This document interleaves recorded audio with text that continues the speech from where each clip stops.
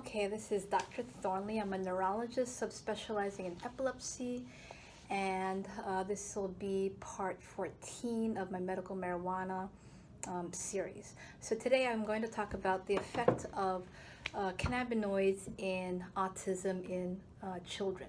So autism is characterized by lack of eye contact, there's social isolation, there's lack of social reward, such that patients aren't motivated to interact with other people because there's no reward in the brain for that. So they're not motivated to do that because of the way their brain is set up.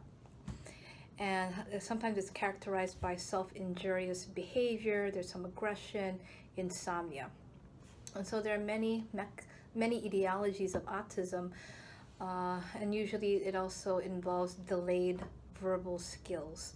So it could be related to a genetic predisposition. It could be related to something structural or an inciting event during the congenital time.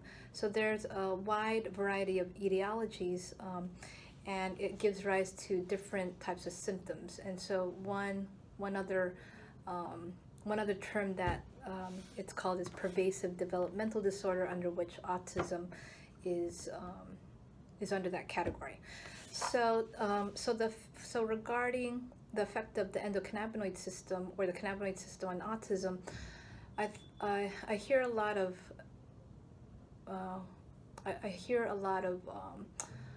information about this, and so it got me curious about the scientific basis on whether it really works or not. So and whether it's in animal models or clinical trials. So there was one study where they studied mice on a Dravet syndrome model. So Dravet syndrome usually involves severe myoclonic epilepsy type syndrome, and it involves the SCN1A gene, and so they mimicked this syndrome in the mice, and they found that at low doses of Cannabidiol, 10 milligrams per kilo for mice, the mice tended to interact with stranger mice. So it's thought to help with autism, because with the Dravet syndrome there are also clinical symptoms of autism as well. And so that was in a study by Kaplan in 2017, but this was an animal model. In addition, there was one case report by Kurtz in 2010 where a 6-year-old was placed on dronabinol, which is a combination of THC and cannabidiol, and they followed the patient for 6 months with 6.2 milligrams of this combination of delta 9 tetrahydrocannabinol, and they found that it decreased hyperactivity, it decreased lethargy, and there was also decrease of inappropriate speech. So that's one clinical case study or case report that I found regarding beneficial effects of medical marijuana on autism. And then at a molecular level, there have been studies that it's thought that the endocannabinoid system affects the neurodevelopmental process and that it modulates neurodevelopment. There's also another line of thought where autism may be related to a disrupted pathway, which is disrupted by endocannabinoids.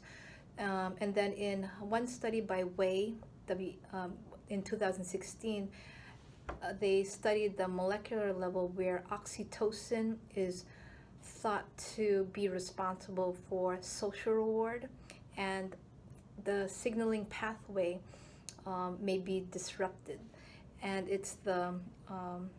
and then it's thought that anandamide may play a role in oxytocin pathway. So just to review that pathway within the endocannabinoid pathway, there's cannabidiol and THC. So the endocannabinoid pathway within our natural system is responsible for the runner's high that people get when they exercise, for example, when they run.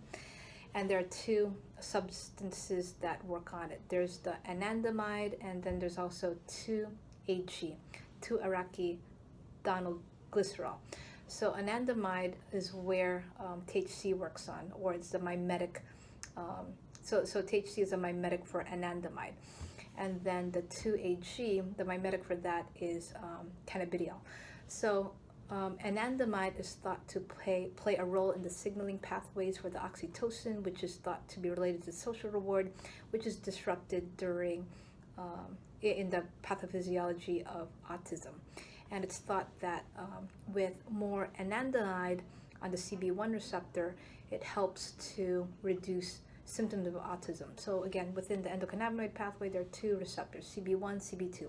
CB1, there's a weak affinity with cannabidiol, and then with THC, there's a stronger affinity of about 100 times. So just to recap, that was a very complicated statement, but within our pathway, the oxytocin is thought to help with social reward, and then anandamide helps to modulate any disruption. So when this oxytocin is disrupted, when that pathway is disrupted, anandamide, from which THC is a mimetic, meaning it mimics it, it helps with this dysregulation.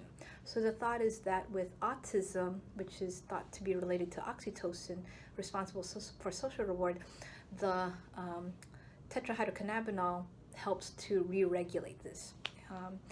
And then also, so there are some animal studies and also molecular studies, scientific studies, and one case report showing some evidence, very limited, but regardless, it's still evidence that the cannabinoids and the endocannabinoid system itself is involved with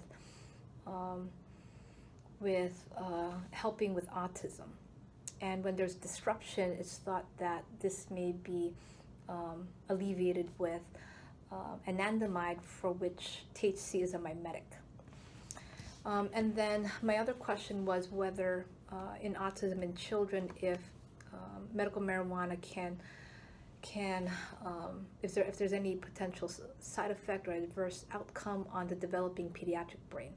So in fetal studies in women who have abused it, it's found that in utero, patients or babies become hyperactive. They're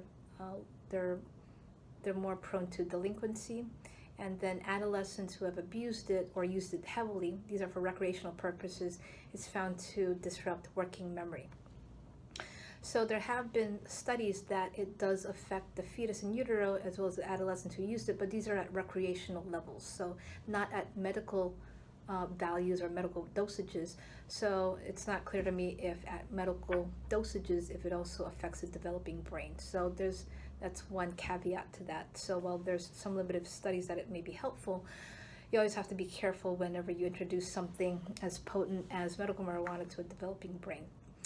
So just to recap, autism seems to be related to, it seems to be affected by the cannabinoid system, in that again, with autism, it's thought that oxytocin, which is responsible for social reward, the pathways may be disrupted, and then when you introduce THC, it regulates that through the CB1 receptor and helps modulate that. In one of the mice study, it's found that when they introduced cannabidiol to Dravet syndrome mouse model, which has autism and seizures, the mice tended to interact with stranger mice.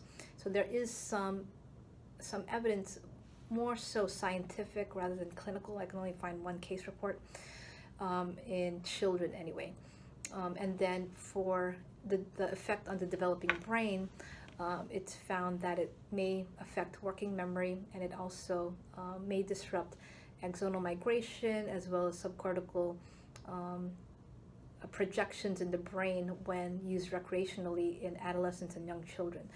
So in trying to answer that question, really you need to study it systematically and in an organized manner with medical dosages, and not recreationally, because recreationally usually it's smoke, there's additives, it's heavily abused. So that's a very distinctly different way of using it. So while there is some evidence that it may work at a scientific level in one very small case report for the developing brain and any adverse outcomes, you really need to study it, have patients use it at a medical dose, and then study the brain as they develop. Because all these studies that I've seen are mostly adolescents and young children who have used it heavily, and these are at recreational purposes, and they could be synthetic. Synthetic is found to be much more potent compared to organic. Okay, so I hope that was helpful, and this is my talk on medical marijuana and its mechanisms of action and use in autism in pediatric patients. So there is some evidence, however, regarding adverse outcome in pediatric patients. There's not enough studies. There have been studies in those who've used it recreationally and have abused it, but at the medical level, at the medical dosages, it's not clear if there's any effect on the developing brain. So that's kind of up in the air. All right, and this is Dr. Thornley signing off.